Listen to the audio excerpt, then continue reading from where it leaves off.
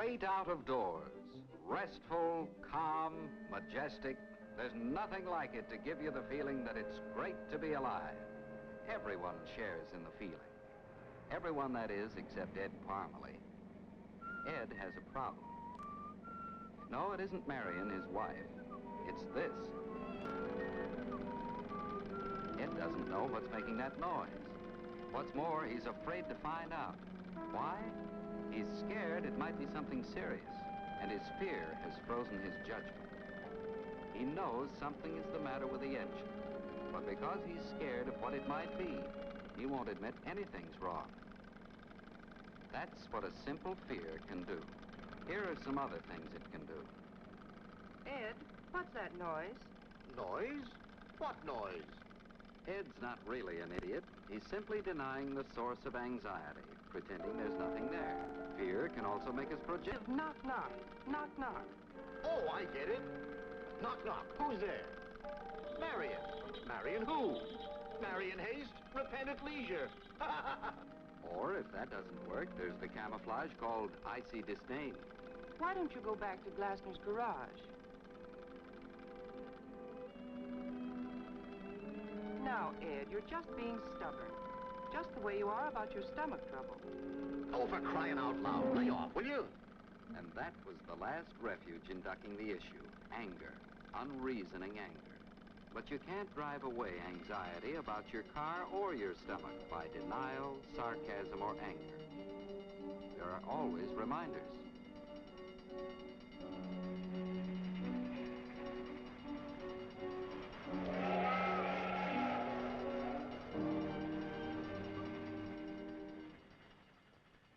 Forget it. And there comes a time when it's impossible to ignore the trouble any longer.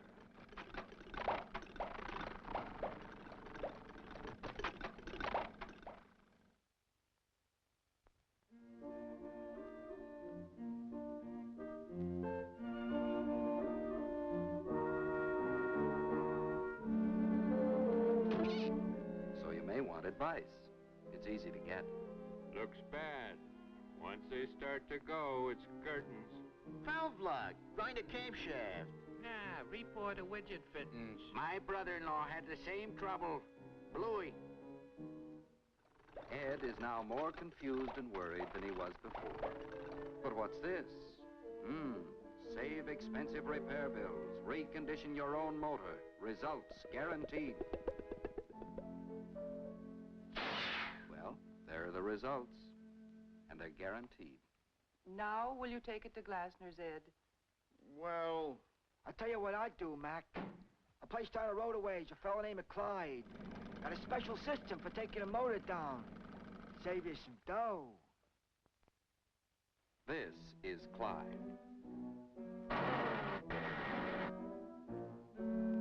Got a special system for taking a motor apart.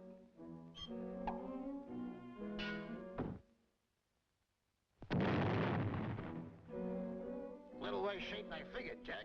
I gotta put in king-size ring flanges, ammo distillate, pump suppressors, and mill a casing mount. Ed didn't save a dime by going to Clyde.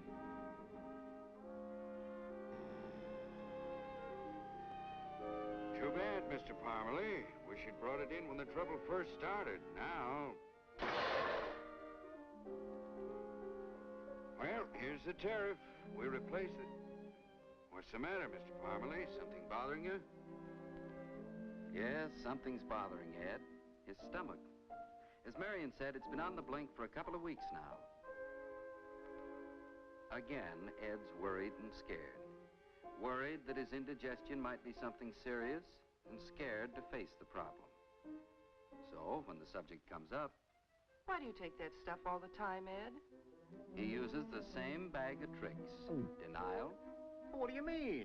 I don't take it all the time. Laughing it off. I don't think it does you any good. Well, well, the Florence Nightingale of Blake Street. We were talking about your stomach. Icy disdain.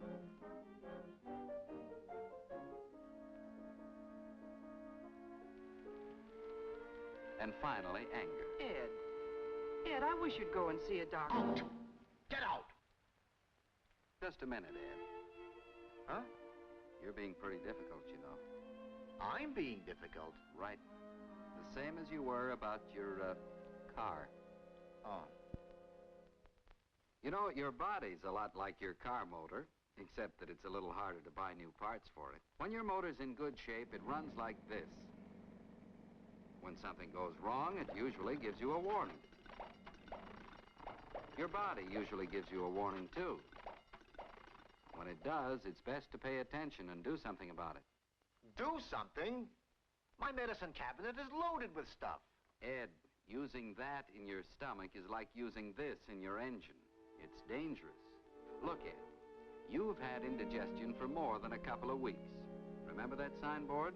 It's something that could mean cancer. Yeah. Well, I might as well give up then. Like the fellas were saying just the other day. Cancer? Once it starts in, it's curtains. Runs in the family. Contagious, too. My wife's uncle had it. Bluey. You've heard amateur diagnosis before. You ought to know what it's worth. Nothing. Well, what can I do? Very simple. Get your clothes on and go, right now, to see a doctor. Yeah. Yeah. It's perfectly right and normal to be afraid of cancer. Cancer is an enemy, but you don't fight it by getting panicky. Instead, you take positive action. You go to a man who has the weapons to fight the enemy. Wait a minute. Ed, that's not the man. Remember Clyde, the mechanic with the special system? This is the same type of operator. Yes, the only man to trust is a recognized physician. Ed's still pretty nervous. All right, Mr. Parmalee. You're always more scared of something you know nothing about. And Ed has a lot to learn about cancer. Here are the facts. Cancer is not contagious. Cancer is not hereditary. Cancer is curable. Thousands of Americans are cured of cancer every year by one or more of 3 recognized cures: surgery, X-ray, and radium.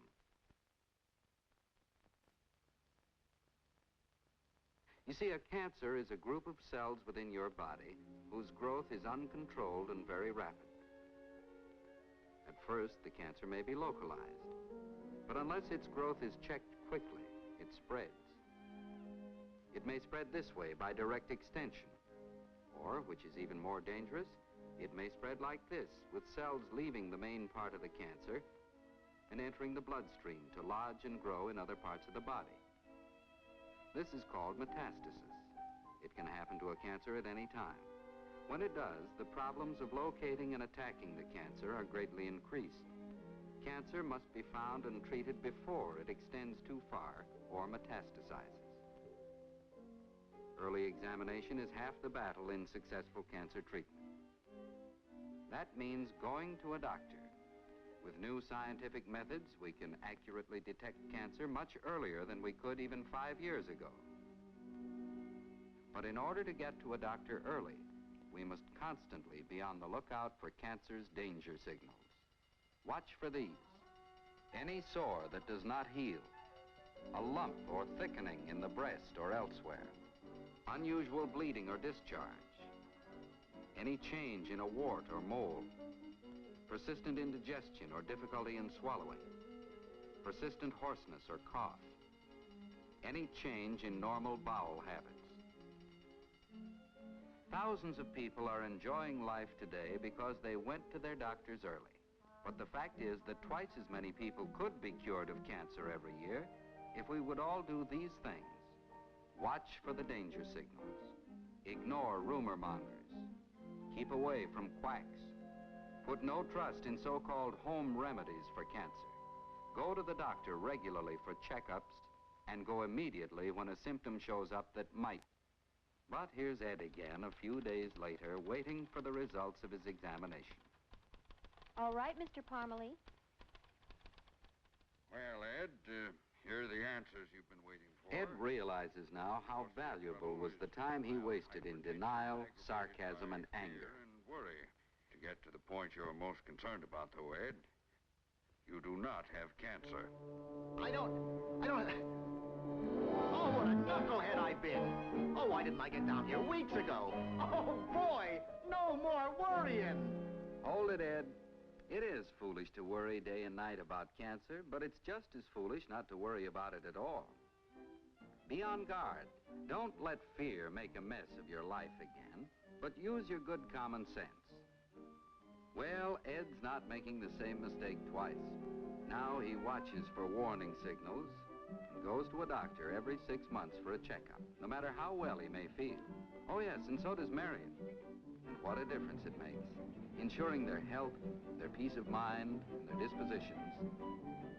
Ed and Marion are able to enjoy life to its fullest.